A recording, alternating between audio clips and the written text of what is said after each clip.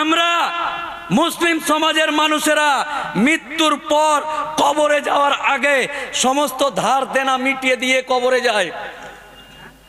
আমাদের কে সম্পত্তি নিয়ে নিয়েছে, কে নিয়ে নিতে চাইছে, কে এই দেনা রেখে যদি আমরা মরে যাই আমরা আমাদের ছেলে মেয়েদেরকে বলে যাব নাকি না? হেঁটে লোক মনে হয় দেনা রেখেই মরে যাবে নাকি রে?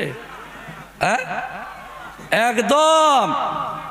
তাই আগামী দিন অত্যন্ত অত্যন্ত আল্লাহর কসম, আমি যদি বুকটা ছিঁড়ে এরকম করে দেখাতে পারতাম আমাদেরকে, আপনাদেরকে দেখতে পারতেন যে এই আইন কতটা আপনাদেরকে ক্ষতি করবে এবং এই আইন আমার জাত, আমার কম, আমার সম্প্রদায়কে কতটা ক্ষতি করবে। জাগতে আপনাকে হবেই। যদি মনে করেন যে বাড়ি গিয়ে জাগবো, বেটিটাকে রেখে আসি, কালকে জামাইটাকে মুরগা খাইয়ে দিয়ে জাগবো, এরকম ব্যাপার নাই না, টাইমই নাই। এক্ষুনি এই মুহূর্তে 1 সেকেন্ডের মধ্যে আপনাকে জাগতে হবে। আল্লাহর কসম দিয়ে আপনাদেরকে বলছি। আচ্ছা না, আমার 2 কাঠা জায়গা আছে, ওখানে আমার বাপ মরলে কবর দিব, দিবে না। উত্তরপ্রদেশে নামাজ, নিজের বাড়ির ছাদে নামাজ পড়বে তো বলছে না, টাকা দিতে হবে। নিজের বাড়ি, আমার বাপের জায়গাতে আমি বাড়ি করেছি, ছাদে নামাজ পড়বো বলছে এই করবে। তো এগুলোর একদিন শেষ আছে। এগুলো বাড়াবাড়ি করে মিস কল মারার চেষ্টা করছে, কল ব্যাক হয়নি, তো ওই জন্য এটা মিস কল, কে করেছে না করেছে, মিস কল, কলটা ব্যাক যায়নি, শুধু কলই করেছে। এই মঞ্চ থেকে আল্লাহকে সাক্ষী রেখে বলছি, একবার যদি আমরা কলটাকে ঘুরিয়ে দিই আর ডাইল কল হয়ে যায় তো আল্লাহ ভালো জানে আগামী দিনগুলো কেমন আসবে।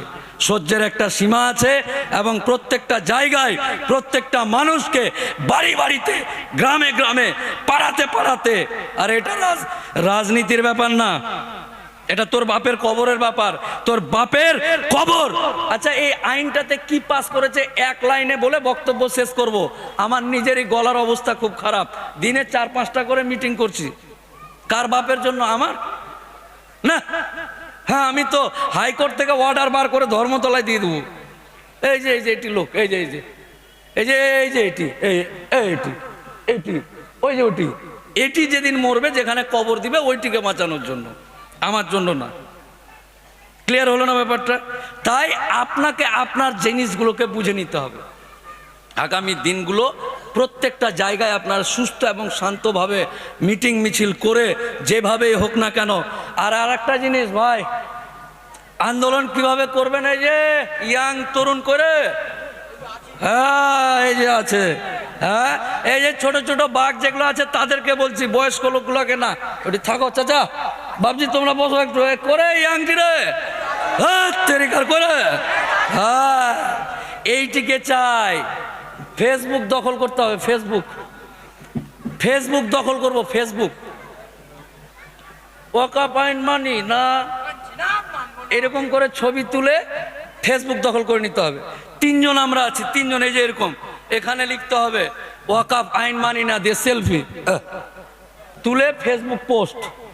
কারণ মোদি ফেসবুক চালায়, অমিত শাহ ফেসবুক চালায়, চালাতে চালাতে এই যে মোদি একটা মিটিংয়ে যাচ্ছে, ট্রেনে বসে আছে, দেখি একটু ফেসবুকটা কি অবস্থা মুসলমানদের, দেখছে দেখছে দেখছে, একটা গান বেজে উঠলো, ননি রে ননি ছি ছি, এটা ছেড়ে দিল, এই টুনির মা চললো।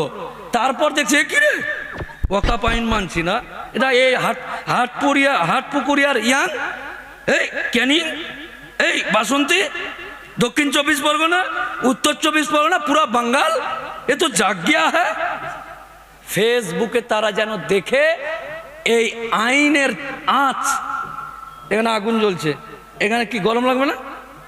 এটাকে বলে আঁচ, আঁচ, আগুন আঁচ।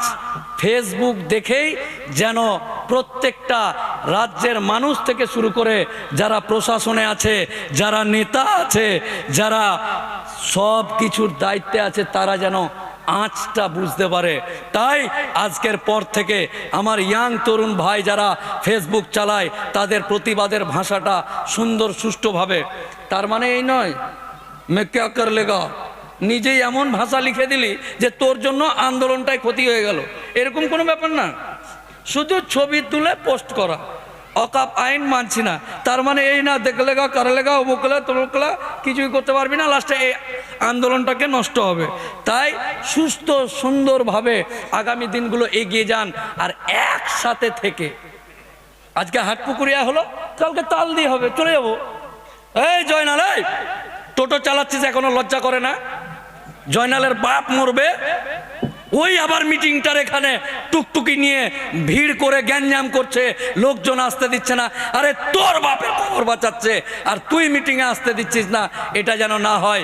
এই জয়নাল মফিজুল এলাকার যারা আছে তাদেরকে অত্যন্ত আনন্দের, অত্যন্ত কড়া ভাষায় বলছি যে যারা এখানে উপস্থিত হয়েছে আর যারা আসেনি, আর স্ট্যান্ডার্ড টাইপের মুসলমান যারা আছে তাদেরকে চিহ্নিত করে আগামী দিন যদি প্রয়োজন হয় ওকে বলবো তোর বাপের জায়গাতে তুই কবর দে। বুঝতে পারলেন না? এখন এই কবরস্থান বাঁচাতে আসবি না, আর নিজের বাপের লাশ নিয়ে যখন কবরস্থানে যাবে তখন তাকে বলতে হবে, মাস্টার তুই তো সেদিন যাসনি, আমাদেরকে অশিক্ষিত বলছিলি যে আমরা বলে মোল্লা হুহা করছি, তো আজকে তোর বাপেরটা তুই ইয়ে কর, ওই মোদির ওইদিকে কোথায় আছে কবরস্থান ওইদিকে দিয়ে দে, যা এখানে দিস না। একটা লোক একটা জায়গা যেন 1 ইঞ্চি জায়গা ছাড়া যাবেন ইনশাআল্লাহ। কাহিনী বক্তব্য অনেক আছে, হৃদয়টা বললাম যে রাত্রে গিয়ে, আচ্ছা আপনার বাপের কবরে কেউ এসে টোটো চালাবে, ভুটভুটি চালাবে, পানের পিঠ ফেলবে, আর আপনি বেঁচে আছেন, এটা কেমন উল্টা পুল্টা হিসাব হয়ে গেল না? উল্টা পুল্টা হিসাব হয়ে গেল। আচ্ছা অনেক আইনের ব্যাপারে শুনে নিয়েছেন যে কি কি পরিবর্তন করতে চাইছে, একটা জিনিস বলে শেষ করছি।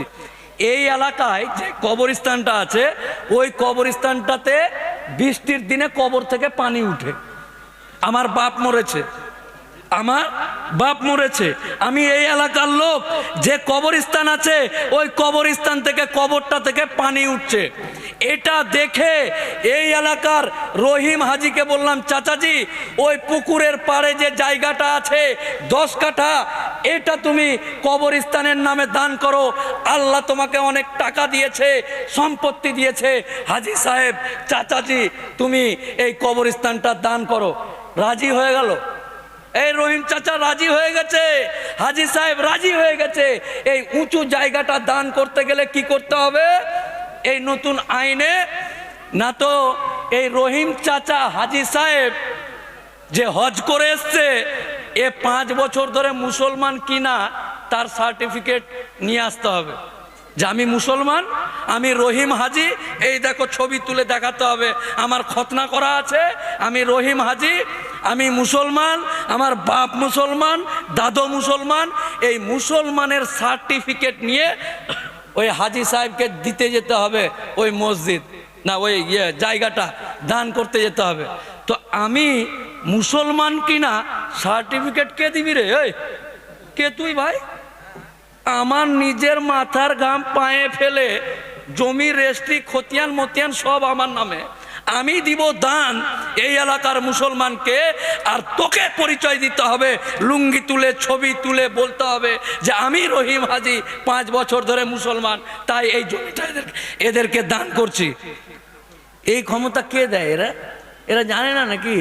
হাইকোর্টে আমি ওকালতি করি, অনেকগুলো উকিল আমার বন্ধু আছে, তৃণমূল, বিজেপি, সিপিএম, এনা তেনা ব্যানা সিস যা আছে সবাই এসে বলছে এই তুই একটু বড্ড মুসলমান মুসলমান করছিস।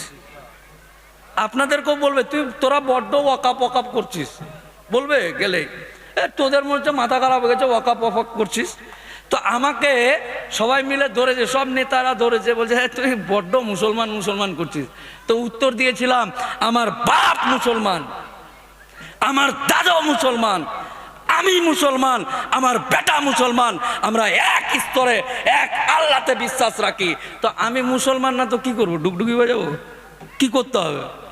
মানে ওর কথাতে মুসলমানগিরি বাদ দিয়ে কি করতে হবে তাহলে? মানে প্রশ্নর ধাঁচ দেখেন, চারিদিকে 4 দিন প্রত্যেক দিন এই করো ওই করো করে দাঙ্গা লাগিয়ে বেড়াচ্ছে। ফেসবুকে দেখছি একটা ভিডিওতে ডাইরেক্ট বলছে ইয়া করেগা হুয়া করেগা, হিন্দু হিন্দু ভাই ভাই, পোস্টার মারছে। পোস্টার মারছে বাঁকুড়াতে, হিন্দু হিন্দু ভাই ভাই এই ওই যেই সেই করে, যেগুলোকে আমরা থুতুও ফেলবো না। আমরা যে জিনিসগুলোতে, যে ওই চিন্তা ভাবনাগুলোতে যদি বলে উকিল সাহেব আমার এটা চিন্তা ভাবনা হিন্দু হিন্দু ভাই ভাই এই ওই ওই, এটাতে একটু থুতু ফেলেন, আমি বললাম না, আমি একটা হাইকোর্টের উকিল, আমার থুতুরও দাম আছে, এই সব জায়গাতে থুতু ফেলবো না। তো ওই মানসিকতাগুলো নিয়ে আমাদের মতো মানসিকতা এই সরল সিধা মানুষগুলোকে বলছে যে এরা গন্ডগোল লাগানোর চেষ্টা করছে। তাই সহ্যের সীমা যদি পার হয়, আগামী দিন প্রশাসনকে সহযোগিতা করবেন আপনারা, আর বাকিটা ইনশাল্লাহ আল্লাহ আছে। রুজির মালিক আল্লাহ, দেহের মালিক আল্লাহ, আমার স্ত্রী বাচ্চা কাচ্চা সবার মালিক আল্লাহ, রুজি রোজগারের মালিক আল্লাহ, সমস্ত পুরে কায়নাতের মালিক আল্লাহ। তাই কে কি করলো, কার কি হলো, এত আল্লাহর সম্পত্তিতে সমস্ত কিছুর মালিক আল্লাহ। আল্লাহর সম্পত্তি বাঁচাতে গিয়ে বুঝবে আল্লাহ, চলে গেলাম, বউ বাচ্চা আছে আল্লাহ বুঝবে, আল্লাহ তাদেরকে কিভাবে খাওয়াবে। আচ্ছা, আল্লাহ কত বড় রুজির মালিক যে যারা সমুদ্রের নিচে আছে তাদেরকেও আহার দেয়, আর যারা এই যে কিছুদিন আগে চাঁদ থেকে ফিরে আসলো সুনিতা উইলিয়ামস, জানেন নাকি?